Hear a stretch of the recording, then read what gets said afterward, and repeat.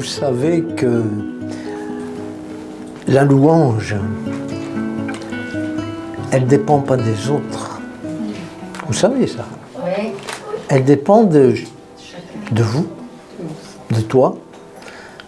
Si tu veux entrer dans la présence de Dieu, c'est pas compliqué, c'est écrit. Il est écrit que si tu t'approches de lui, qu'est-ce qui se produit? Il s'enfuit? Non. Il s'approche de lui, il vient de nous. Il s'approchera de toi. Et il rémunère celui qui le cherche.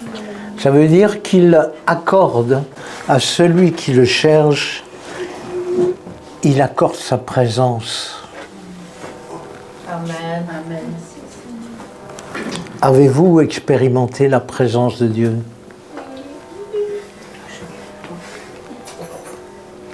Aujourd'hui, bien sûr, et les autres jours. Notre vie est une vie de relation. Amen. C'est pas une vie religieuse, c'est une vie de relation. Et notre Seigneur désire réellement avoir un contact avec chacun d'entre nous, avec toi aujourd'hui, avec toi. Alléluia. Es-tu prêt? Si tu n'ouvres pas ton cœur,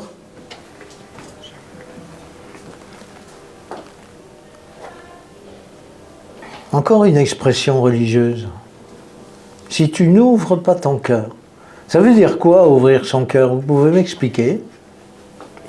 Est-ce que quelqu'un peut m'expliquer?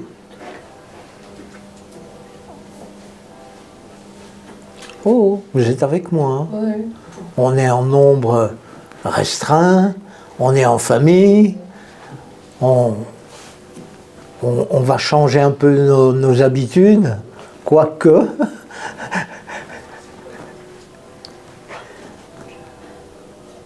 Ça veut dire quoi, ouvrir son cœur?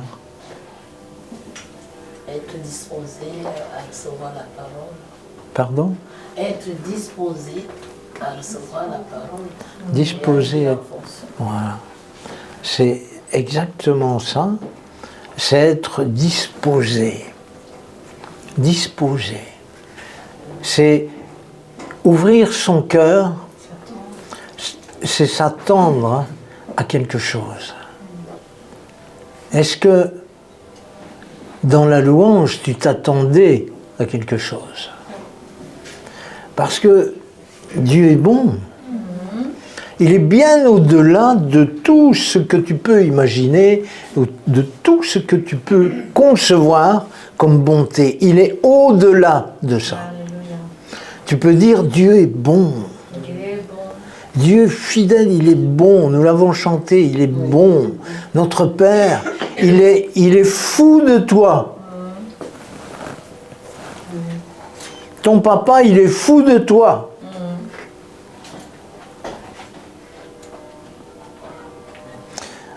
Ça devrait te faire réagir. Quand je dis ton papa est fou de toi, ça devrait te faire réagir parce que, essaie de comprendre, il est tellement fou de toi, il a tellement d'amour pour toi, mais tellement d'amour pour toi,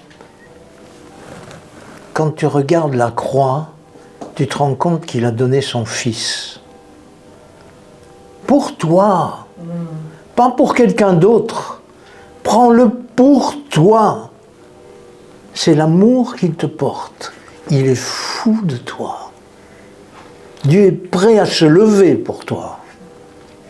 Dieu a tout donné pour toi. Tout.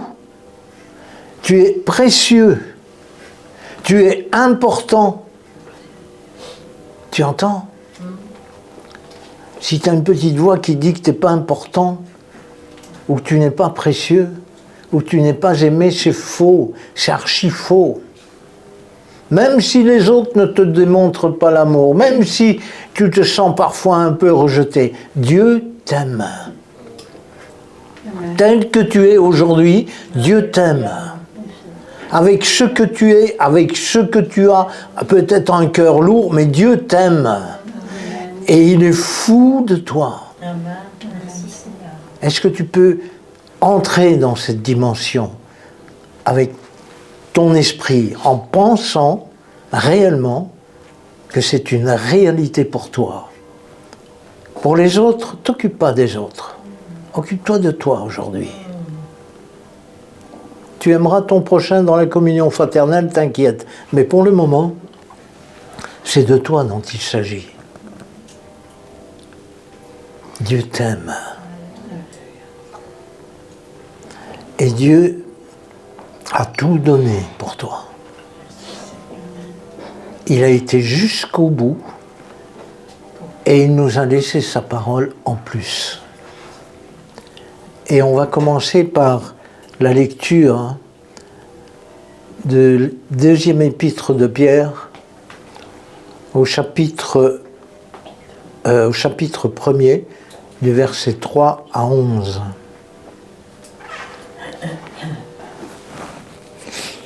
Il est écrit: sa divine puissance nous a donné tout ce qui est nécessaire. Et nous pourrions mettre un point d'exclamation à cet endroit-là, à nécessaire, parce que nous pouvons nous arrêter quelques instants en disant: sa divine puissance nous a donné tout ce qui est nécessaire. À quoi faire? Qu'est-ce qui est nécessaire? Pourquoi faire? À la vie, tout ce qui est nécessaire à la vie et à la piété. C'est quoi encore ce fameux mot piété?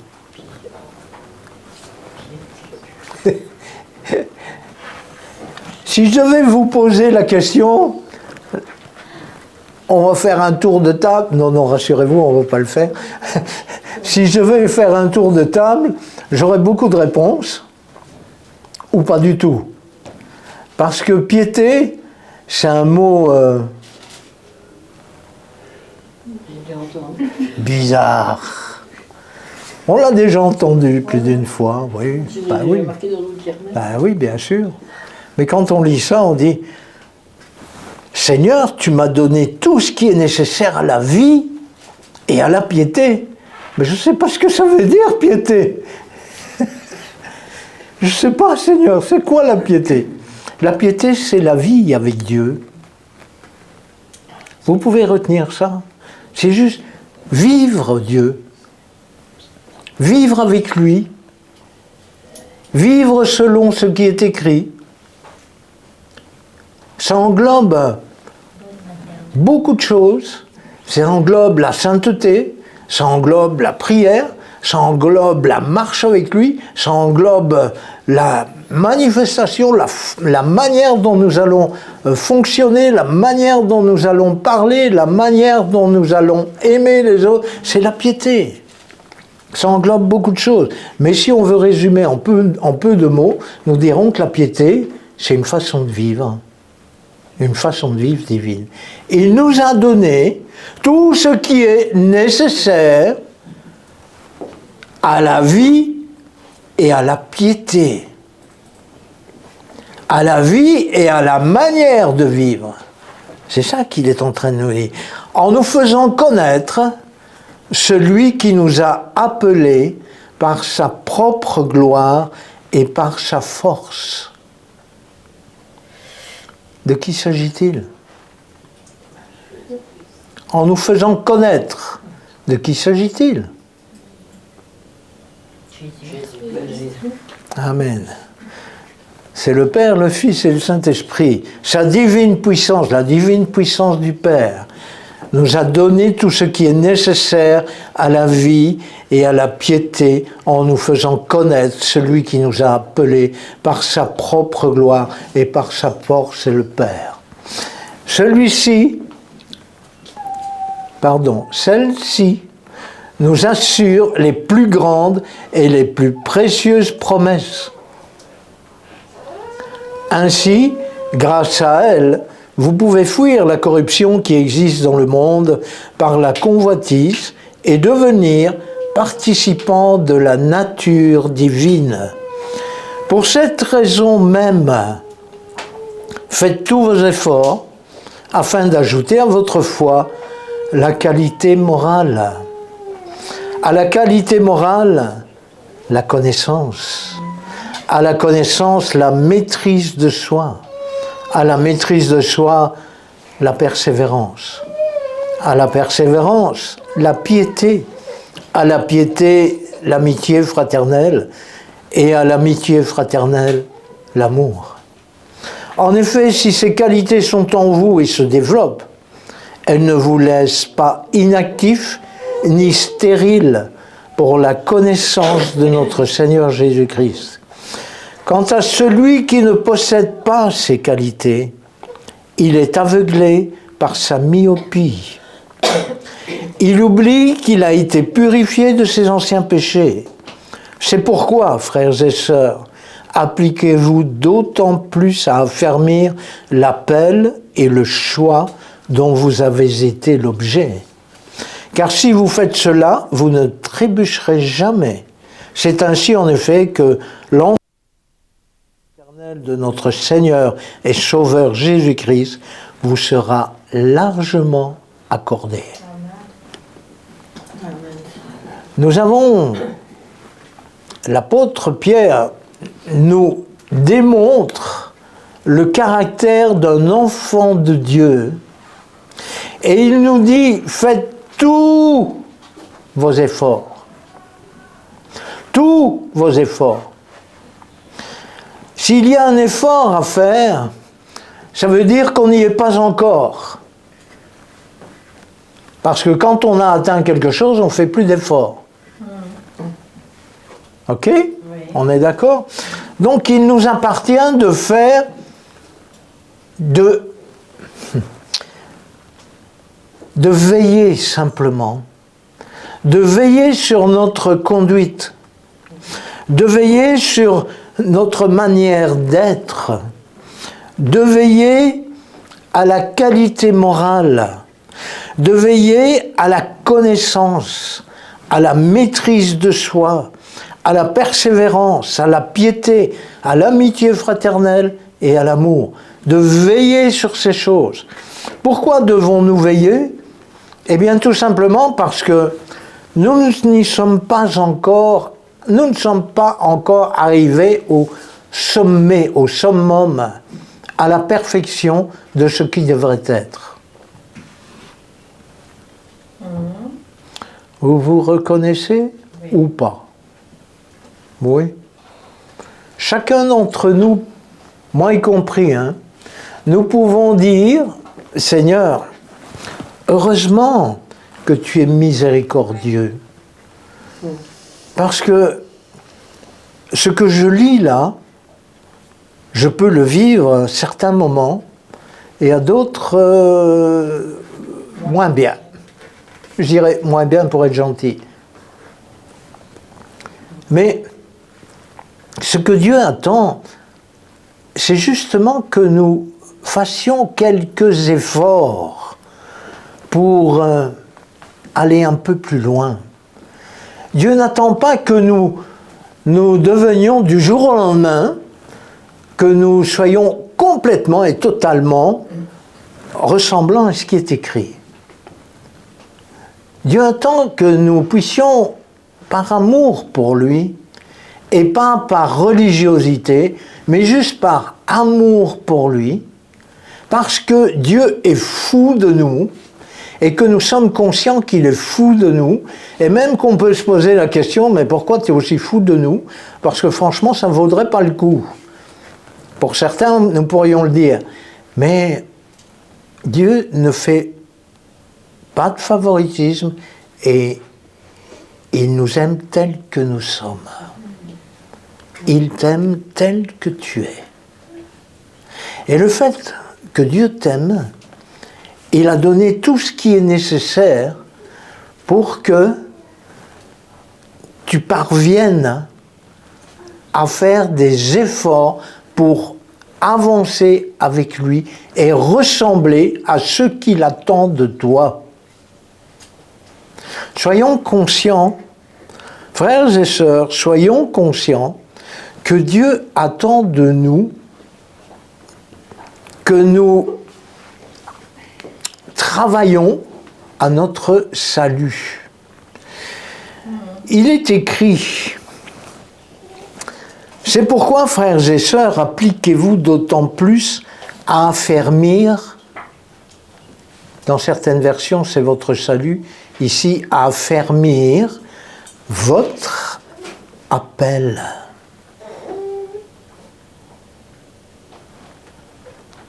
Et le choix dont vous avez été l'objet.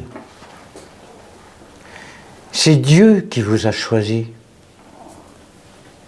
En êtes-vous conscient? Oui. Dieu nous a choisis pour être semblables et posséder ces qualités qui sont en nous. Manifester, plus exactement, les qualités qui sont citées. Pour les manifester, ça ne dépend pas de Dieu. Il a donné tout ce qui est nécessaire. Il l'a donné. Alors aujourd'hui, il y a un pas supplémentaire à faire.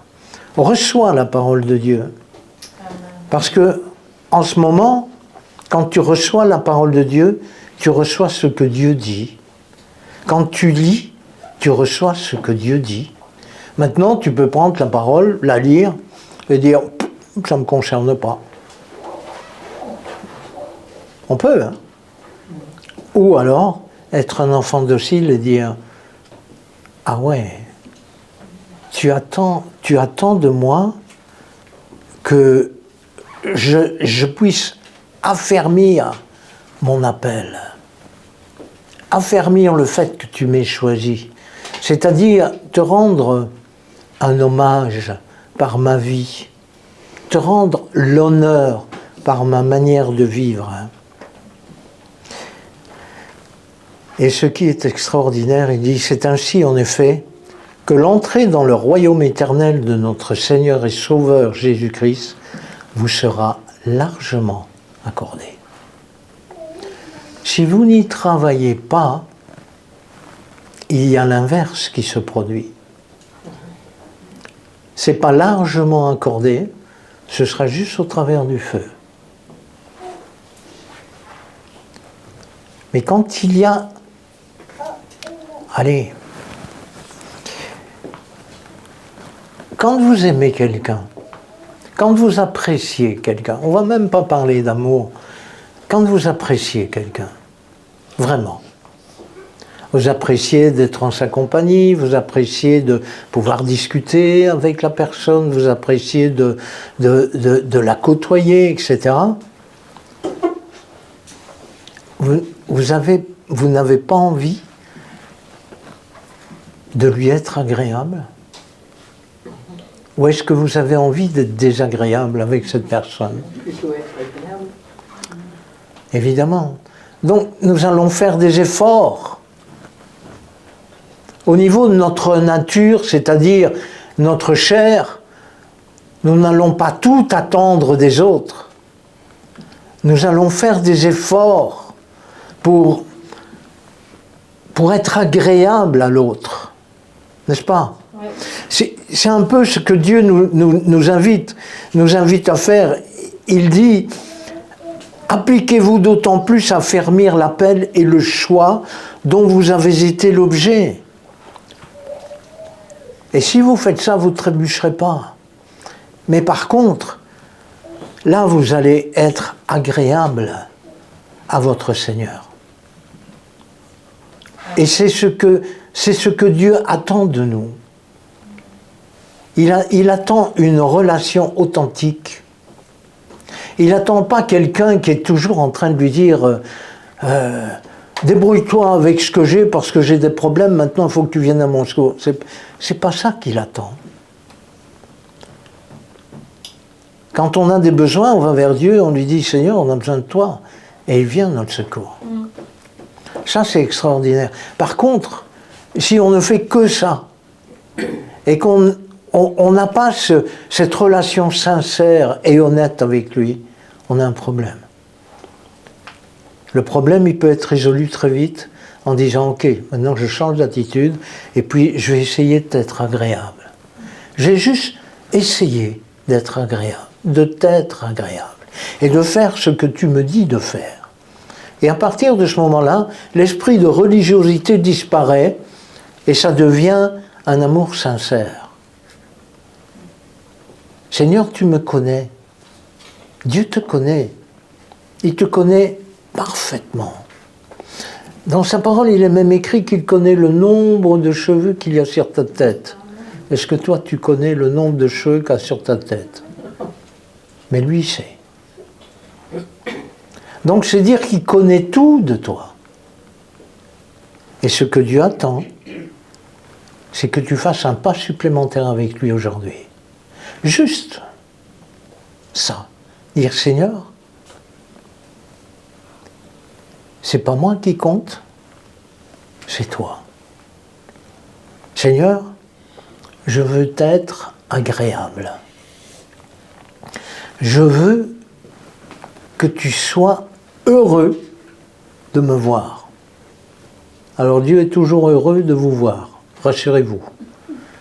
Néanmoins, il peut être fier de toi. Est-ce que tu es disposé aujourd'hui à être agréable à Dieu afin qu'il soit fier de toi? Ouais, Seigneur, c'est effectivement ce que chacun d'entre nous, enfin j'espère, chacun d'entre nous voudrions entendre te dire « Je suis fier de toi ». Quand nous serons devant lui, réellement, dans le ciel de gloire, et ce que j'espère, pour ma part, c'est qu'il me dise « Ouais, bon et fidèle serviteur, tu as été fidèle en peu de choses, mais entre dans le repos de ton maître. » C'est la seule chose que j'espère vraiment. Et toi? Et toi?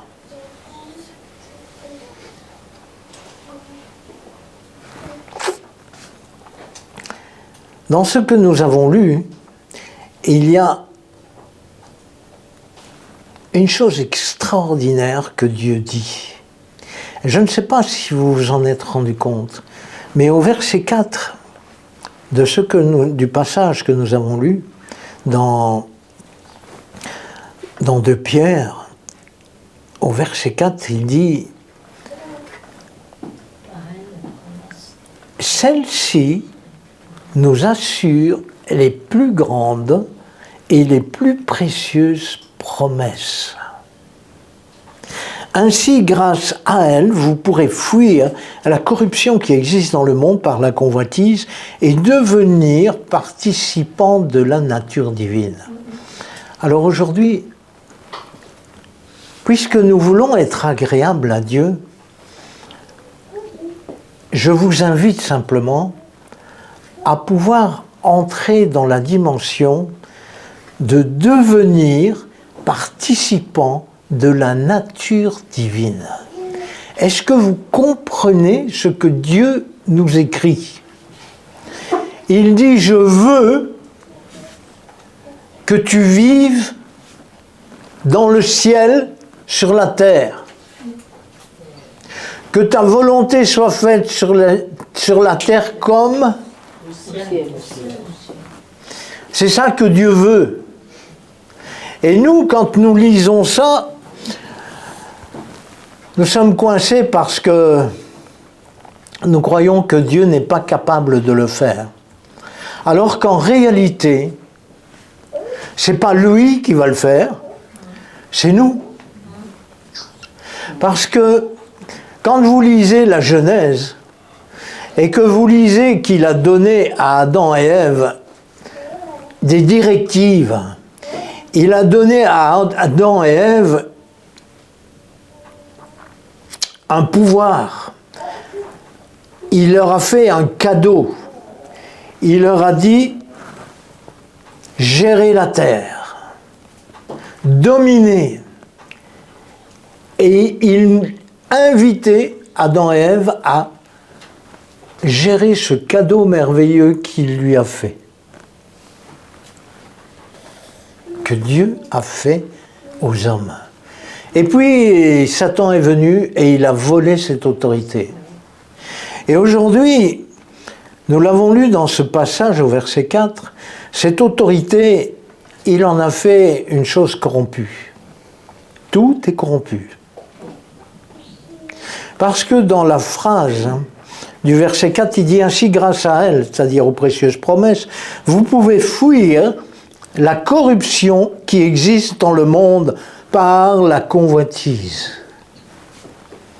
Alors on pourrait s'arrêter à cela et dire, soyez attentifs, enfants de Dieu, bien-aimés du Seigneur, soyez attentifs. Parce que l'apôtre Pierre nous interpelle par ses écrits, et Dieu lui-même nous fait comprendre à quel point le monde est corrompu à cause de la convoitise. Le monde, surtout les hommes, quand ils voient une Porsche qui passe, vous savez, les grosses voitures Porsche qui coûtent beaucoup de sous, il dit « Waouh, quelle voiture !» Et puis le propriétaire de la Porsche, quand il voit une Ferrari qui passe, il dit « Waouh, quelle voiture !» Voilà, ça veut tout dire. Ça veut dire que les yeux de l'homme ne sont jamais rassasiés. Quand vous lisez les proverbes, c'est écrit. Les yeux de l'homme ne sont jamais rassasiés. Il n'est jamais content de rien. Il est content de ce qu'il a pour le moment, mais s'il voit quelque chose de plus, il le voudra. Ça, c'est l'homme. Eh bien, ça, c'est l'esprit du monde. C'est l'esprit que Satan a répandu sur la terre. C'est l'esprit, l'influence que Satan a sur ce monde. Il est corrompu et il veut corrompre. Vous savez ce que c'est être corrompu? Non? Ok. Vous prenez un verre de lait. Vous le laissez 3 jours à la chaleur et vous allez savoir tout de suite ce que ça veut dire être corrompu. Il n'y a pas de problème, vous allez le savoir. Non seulement c'est pas beau à voir, mais en plus ça sent pas bon. Et surtout ne le goûtez pas parce que vous allez avoir un gros problème. C'est ça être corrompu. Le monde, ce qu'il nous offre, ce qu'il nous apporte est corrompu. Vraiment, il est comme ça. C'est une horreur. Mais parfois, les enfants de Dieu ne se rendent pas compte que le monde est corrompu. Alors ils vont dire, ouais, c'est eux les pécheurs, c'est eux les méchants. Mais ce n'est pas de ça dont il s'agit. C'est pas de ça dont il s'agit. C'est pas des hommes et des femmes qui réagissent mal dont il s'agit. C'est de l'influence qui est sur le monde. L'influence et les influences, elles sont démoniaques. Ce sont des esprits, des démons qui sont envoyés et ils influencent. Même les chrétiens, il ne faut pas rêver. Hein. Eh oui, quand vous êtes fâché et que vous criez après quelqu'un, c'est une mauvaise influence. On est bien d'accord? Vous êtes bien silencieux aujourd'hui. On écoute. Oui, je vois, mais néanmoins, vous me laissez tout seul. Ne me laissez pas seul. Le monde est corrompu. Le monde est corrompu par la convoitise. Parce que, ah, il a une belle maison, mais moi je veux une maison 4 façades. C'est pas un problème en soi. Hein. Mais si c'est uniquement de la convoitise, là on a un souci, il y a un problème. Parce que c'est là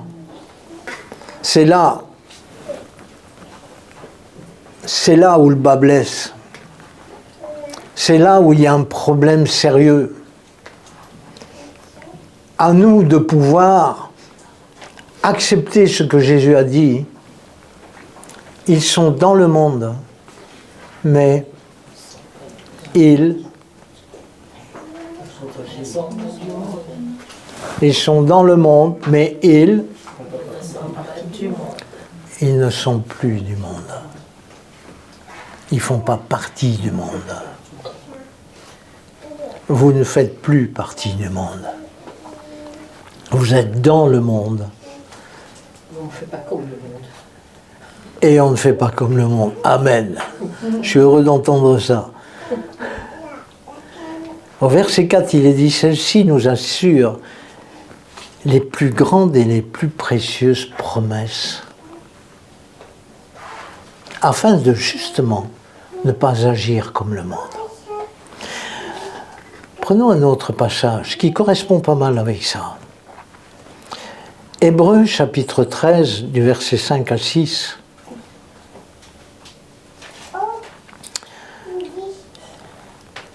Où il est écrit que votre conduite ne soit pas guidée par l'amour de l'argent.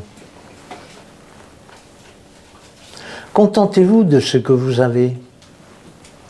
En effet, Dieu lui-même a dit « Je ne te délaisserai pas, je ne t'abandonnerai pas ».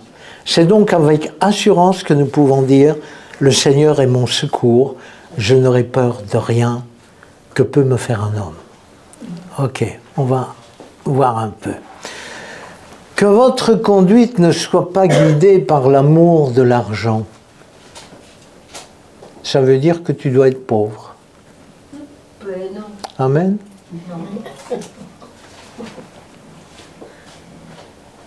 C'est pas ça? Non. Ah bon? Que votre conduite ne soit pas guidée par l'amour de l'argent. Il n'a pas dit que votre conduite ne soit pas guidée par l'argent, mais par l'amour de l'argent. Ça fait toute la différence.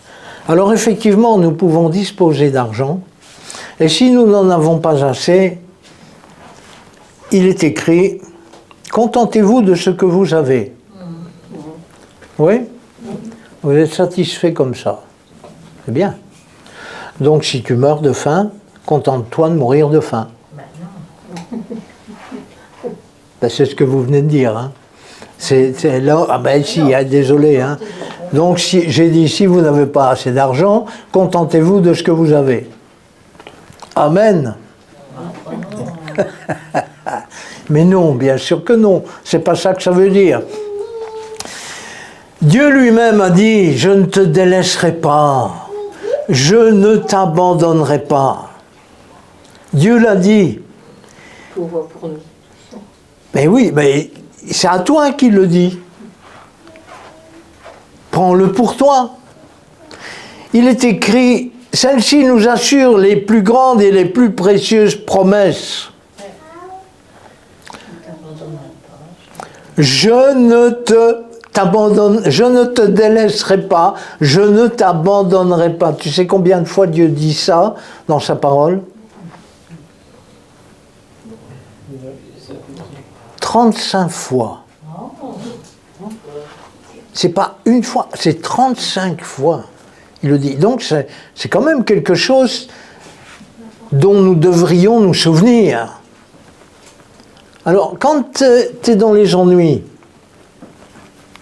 c'est-à-dire quand tu ne sais pas boucler ton fin de mois, et que tu arrives au 15e jour du mois et que tu n'as déjà plus rien, et que tu sais que tu vas devoir faire des courses, mais que tu n'as plus de sous. Normalement, ça ne devrait pas arriver. Hein. Sauf s'il y a un pasteur qui vous dit « Donnez-moi vos sous, Dieu pourvoira vos besoins. » Ok. C'est possible. Hein. Vous êtes prêts? Et vous avez les plus précieuses promesses. Ok, vous arrivez le 15 du mois et vous dites « On n'y arrivera pas. On n'y arrivera pas. »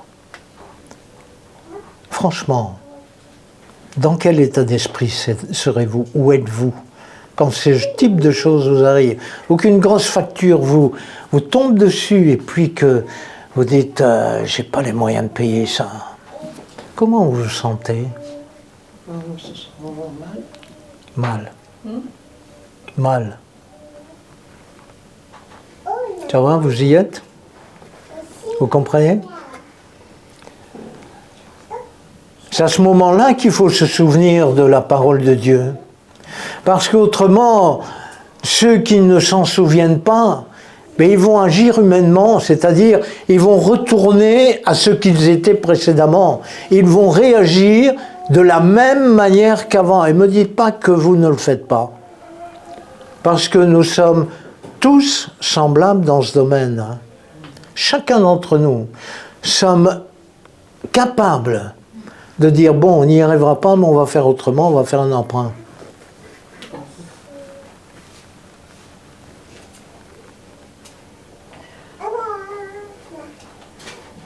Après, c'est aussi pas bon.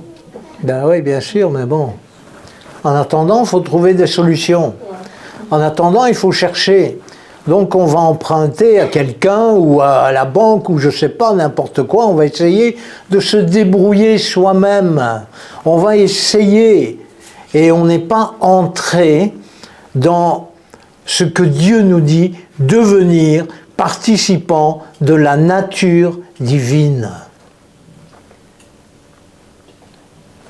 Pour devenir participant de la nature divine, il s'agirait de manifester sa foi. Quand on croit en Dieu, on vit des choses extraordinaires. Quand on croit en Dieu, on ramène la parole dans nos vies et on la met en pratique. Il y a des gens qui prétendent croire en Dieu, mais ils ne croient pas que Dieu pourvoira à tous leurs besoins comme c'est écrit. Ils n'y croient pas. Ils disent non, non, il faut se débrouiller tout seul. Ou ils ne croient même pas dans la guérison. Et ils disent non, non, il faut aller voir un médecin. Ils ne croient pas dans ce que Dieu dit. Et c'est un drame, parce que Dieu nous assure les plus précieuses promesses. Et l'une d'entre elles de promesses, c'est « Je ne te délaisserai pas, je ne t'abandonnerai pas ». Tout à l'heure, je vous ai dit « Dieu est fou de toi ». Et toi, quand tu aimes vraiment quelqu'un, quand tu as un enfant, surtout les mères vont comprendre ça tout de suite. Les pères, c'est un peu plus compliqué. Néanmoins, quand tu as un enfant et que tu vois que ton enfant est tombé, tu vas commencer à rire et dire c'est bien fait pour toi. Non, on va le ramasser, on va le soigner. Mais dis ça, oui. Elle aussi. Non. Tu vois que l'enfant a vraiment mal. C'est pas un petit bobo, c'est pas un caprice, non, ça n'a rien à voir. Tu vois l'enfant qui a vraiment mal, tu vas commencer à rire et dire c'est bien fait pour toi. Et tu crois que Dieu, lui, quand tu as des problèmes, quand tu as des difficultés, il dira c'est bien fait pour toi, t'as péché encore. Tu crois vraiment qu'il est comme ça? Dieu est bon.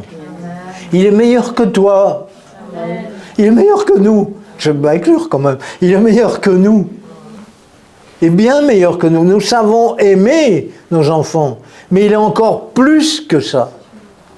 Dieu est plus que ça. Il va au-delà et il te fait des promesses. Dieu serait-il menteur?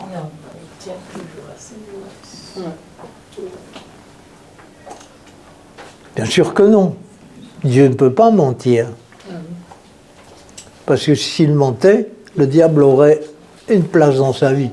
Ce n'est pas le cas. C'est n'importe quoi. N'est-ce pas, Mathias? Bien sûr que non. C'est pas possible.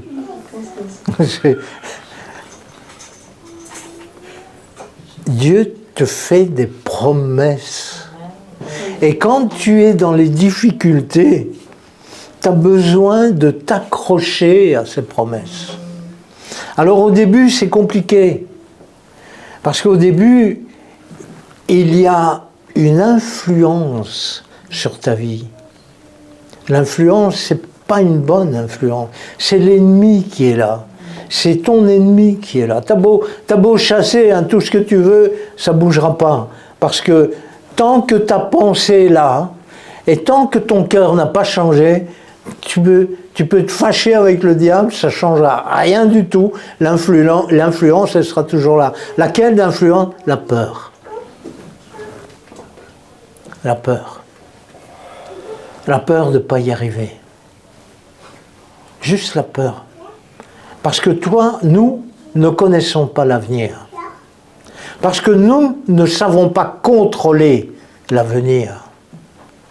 Il y en a qui aiment bien contrôler tout. La mainmise sur tout, on contrôle. Tant qu'on contrôle, on est en sécurité. Tant qu'on ne contrôle plus rien, on est perdu. Et c'est là où Dieu intervient. Parce que quand nous sommes sans contrôle, eh bien, il y a le miracle qui va se produire. Et ce miracle, il est écrit « Je ne t'abandonnerai pas, je ne te délaisserai pas, je serai avec toi. N'aie pas peur, prends courage. » Alors au début, il y a cette peur qui s'installe. Mais si tu as l'habitude d'être en relation avec ton Seigneur, en communion avec ton Seigneur, eh bien, inévitablement, tu vas te laisser interpeller. Le Seigneur va t'interpeller. L'Esprit Saint va te rappeler un passage biblique, ce qui est écrit, ce que Dieu dit. Il va te le rappeler. Et à ce moment-là, la paix revient. Quoiqu'elle n'est pas partie, mais tu l'as étouffée par l'esprit de peur. Donc si tu n'es pas bien encore, et si tu n'es pas encore trop rassuré, va prier. Et quand tu vas prier, c'est là où tu es dans la présence de ton Seigneur. Et quand tu es dans la présence de ton Seigneur, il n'y a plus rien d'autre qui compte. Quels que soient les problèmes, quelles que soient les difficultés, il n'y a plus rien qui compte. Tu es dans sa présence. Et quand tu es dans sa présence, tout peut se produire. Mais à ce moment-là, l'Esprit Saint t'interpelle et te rappelle que Dieu te dit, Dieu qui est fou de toi, te dit, je ne te délaisserai pas. Je ne t'abandonnerai pas, même si tu as commis des erreurs, même si tu as commis des péchés, je ne te délaisserai pas, dit Dieu. Je ne t'abandonnerai pas. Comprends bien l'amour de ton Père. Et Dieu te fait pas qu'une promesse. Dieu t'en fait des milliers de promesses. Quand tu lis sa parole, tu constates que il y a plein de promesses que Dieu te fait. Pas une, pas deux, des milliers. Amen. Si je pouvais dire un chiffre. Pardon? De 5 000 promesses. Ouais, moi j'aurais été beaucoup plus prudent, j'aurais dit 3000, mais bon, c'est pas grave. On peut faire plus encore, parce qu'il est bon. Ouais, mais je vais faire un deal avec vous. Ou vous invitez simplement, quand vous lisez la parole de Dieu, cherchez un peu après ses promesses. Quand vous lisez sa parole, dites-vous, où est-ce qu'il y a une promesse? Et Et chaque fois que vous lirez la parole de Dieu, vous allez être encouragé. Parce que cette parole va vous fortifier, va construire votre foi. Et c'est ce dont nous avons besoin pour croire que Dieu ne nous délaissera pas. Nous avons besoin de croire. Et quand nous l'aurons expérimenté, vous direz, ça y est. N'est-ce pas? Ça y est, maintenant je sais. Et puis à la prochaine adversité qui surviendra, vous aurez encore les mêmes attitudes. C'est pour ça que l'apôtre Pierre nous dit, faites tous vos efforts. Faites tous vos efforts. Parce qu'il y a des combats dans la vie. Les enfants de Dieu vivent des combats. Et il y a quelque chose de terrible que nous n'acceptons pas facilement, et pourtant c'est tellement vrai. Quand il y a un combat, il y a la gloire de Dieu qui se manifeste. Mais nous n'aimons pas être dans les combats. Il y a quelqu'un ici qui aime bien d'être dans les difficultés? Non? Pas du tout. Pourtant, c'est à ce moment-là, c'est à l'issue de la difficulté, à la fin de la difficulté, qu'on voit la gloire de Dieu. Et c'est à ce moment-là que les gens du dehors, c'est-à-dire les gens du monde, voient la différence. Si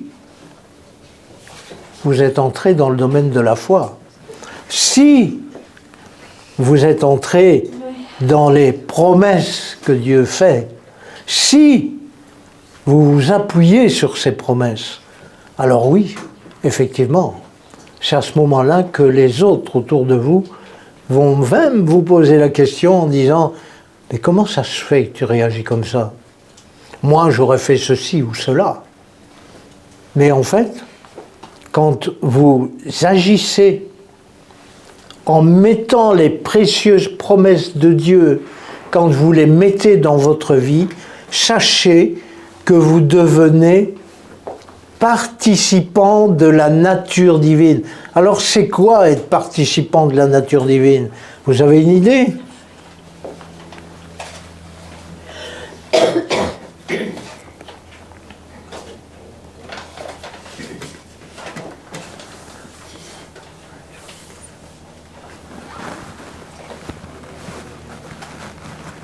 C'était une question, hein?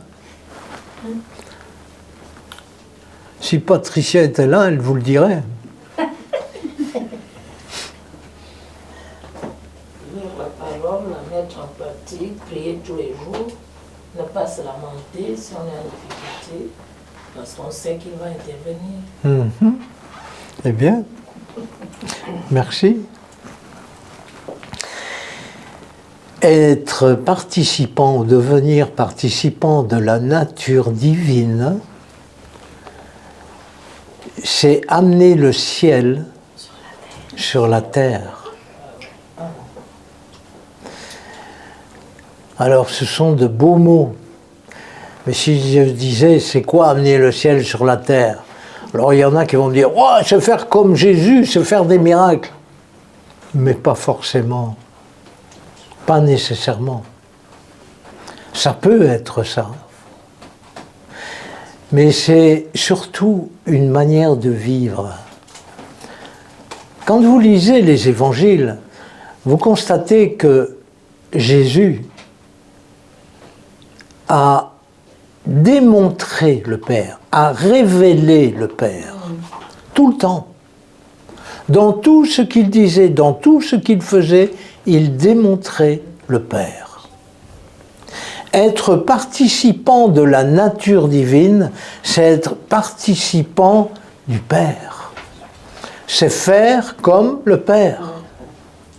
Et pour faire comme le Père, ben nous avons besoin de faire tous nos efforts.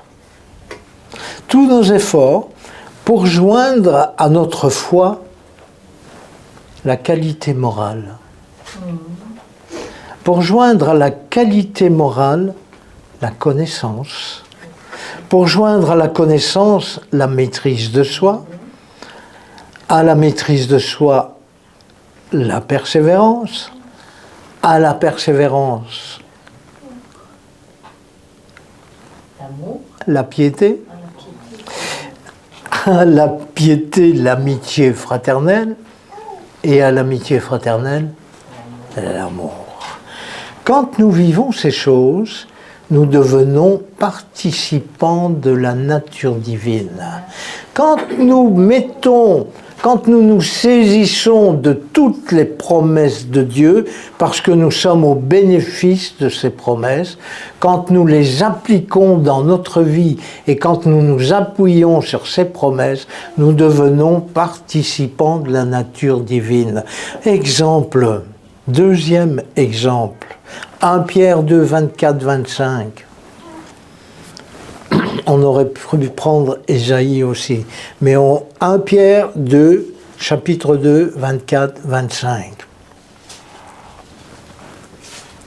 Où il est écrit, lui qui a lui-même porté nos péchés dans son corps à la croix, afin que, libérés du péché, nous vivions pour la justice. La justice, c'est pas la justice des hommes. La justice, c'est ce que Dieu dit. C'est la vie divine. C'est ça la justice.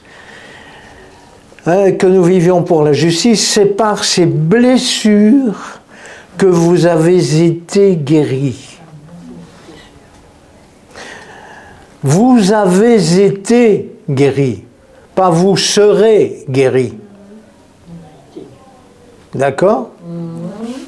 Vous étiez en effet comme des brebis égarées, mais maintenant vous êtes retournés vers le berger et le protecteur de votre âme. Jésus. Nous sommes retournés vers notre berger, qui nous dit, j'ai payé pour toi, afin que tu sois guéri. Esprit, là on le voit, régénéré, âme, ça se voit beaucoup moins, parce qu'elle a besoin de guérison, et corps. Vous avez été guéri. C'est du passé.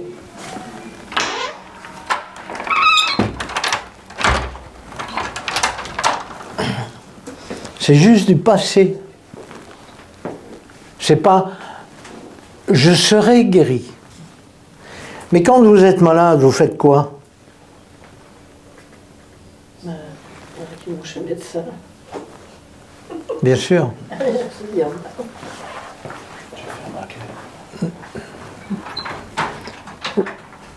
La pensée que vous avez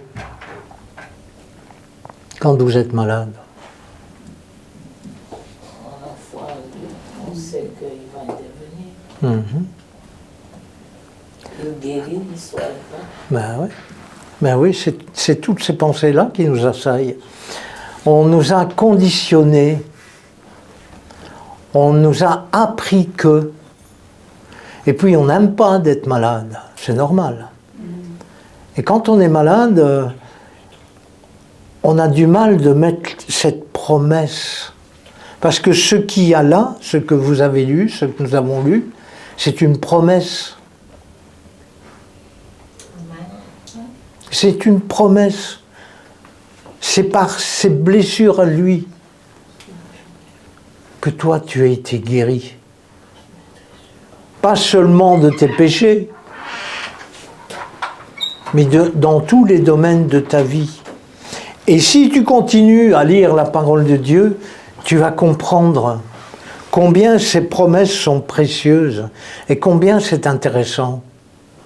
Combien il est important pour nous de lire la parole de Dieu et de nous appuyer sur la réalité. Il y en a qui s'appuient sur leur réalité, même avec Dieu. Et ils croient que, oui, on peut faire des choses, mais non. ce qui est important pour que les choses se produisent, pour que notre foi ait un vrai résultat.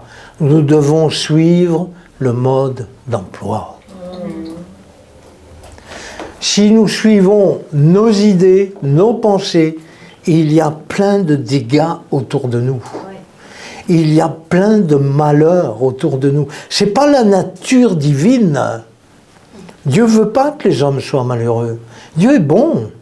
Même ceux que vous n'aimez pas, là, les gros pécheurs, les plus méchants, les gros païens, là, vous savez, tous ceux que vous n'appréciez pas du tout, ceux que vous ne regardez même pas.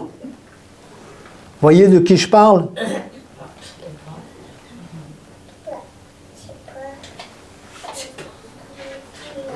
Tu sais pas? Je vais te faire un dessin. Tu habites en face du parc. Ben si, tu habites en face du parc. Toi non. Ah mais c'est pas à toi que j'en ai. C'est à Welita que je parle. Tu habites en face du parc. Et tu vois une bande de jeunes là.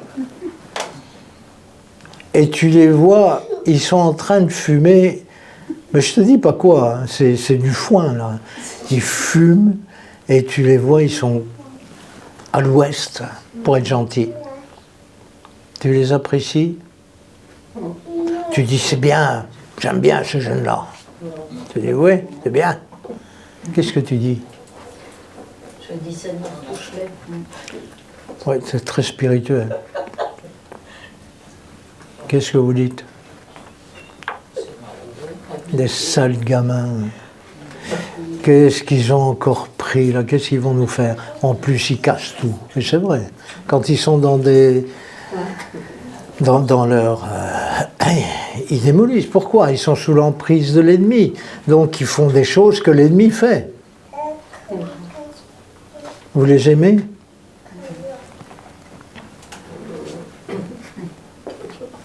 Vous les appréciez? On les aime, mais on n'apprécie pas ce qu'ils font. Oui, bien sûr.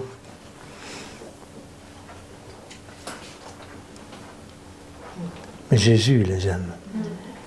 C'est ça qui est extraordinaire. Dieu, il aime. Il t'aime toi, et il aime lui comme il t'aime toi. C'est ça qui est merveilleux. À la différence que, avec nous, il nous a fait des promesses.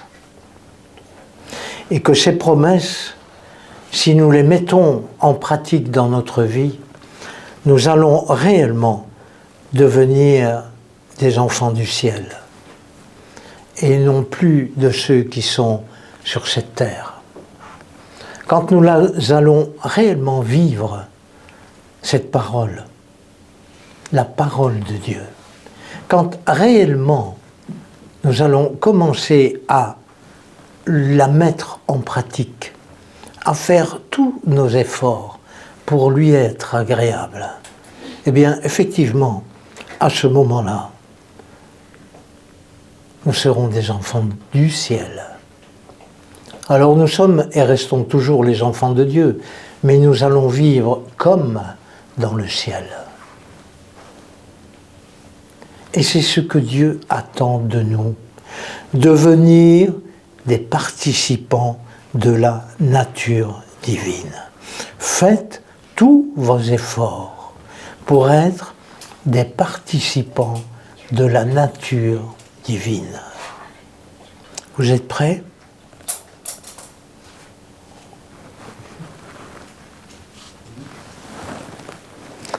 C'est pas à moi que vous devez répondre. Répondez-lui. Parce que la question qui est posée, c'est lui qui nous la pose. Êtes-vous prêt, en toutes circonstances, premièrement à découvrir ces précieuses promesses? Parce qu'ici, j'en ai cité deux, mais il y en a des milliers. Donc, êtes-vous prêt à rechercher dans sa parole les promesses qu'il vous fait, qu'il te fait? Êtes-vous prêt après les avoir découverts, de vous appuyer sur ces paroles et de commencer à vivre d'une manière différente. Et quand vous serez prêts, et quand vous le ferez, eh bien, à ce moment-là, vous deviendrez ce qui est écrit au verset 4 de 2 Pierre, vous deviendrez des participants de la nature divine. Et c'est ce que Dieu veut pour chacun d'entre nous, que nous soyons des participants de la nature divine. Ça veut dire qu'au travers de nous, il y aura cette parole qui aura été mise en pratique et cette parole qui va toucher le monde autour de nous, afin que les autres qui sont dans le malheur puissent découvrir que Dieu les aime. Vous êtes prêts ?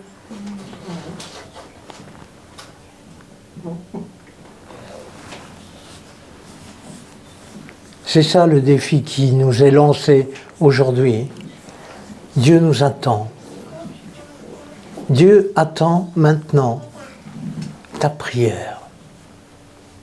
Dieu attend maintenant que tu lui dises oui ou que tu lui dises non.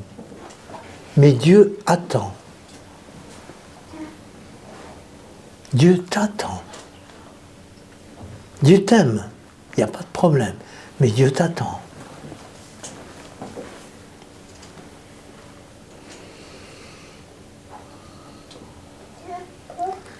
Voilà, Seigneur, ta parole a été annoncée aujourd'hui et j'espère que tes enfants ne vont pas la laisser tomber à terre. C'est ton souhait, à toi aussi, afin que chacun puisse progresser dans la vie, avancer avec toi. Je te prie afin que tu parles au cœur. Que dans ta grâce, il n'y ait pas de désinvolture, mais qu'il y ait uniquement une prise de conscience à ton égard. Parce que tu es bon, mais tu es aussi un Dieu redoutable. Tu sais particulièrement ce qui est bon pour nous, et nous sommes parfois entêtés. Alors pardon Seigneur pour nos entêtements, nos égarements, mais sois celui qui prend toute la place. Viens et prends toute la place, Seigneur. Même si tu nous confies une tâche, c'est pas ça la place. Sois le premier. Sois le premier dans nos vies, dans nos caractères, dans nos manières de parler, dans nos manières de faire. Sois le premier, Seigneur. Nous t'invitons à être le premier. Au nom de Jésus. Amen. Amen. Dieu a entendu vos cœurs. Merci Seigneur. Ok.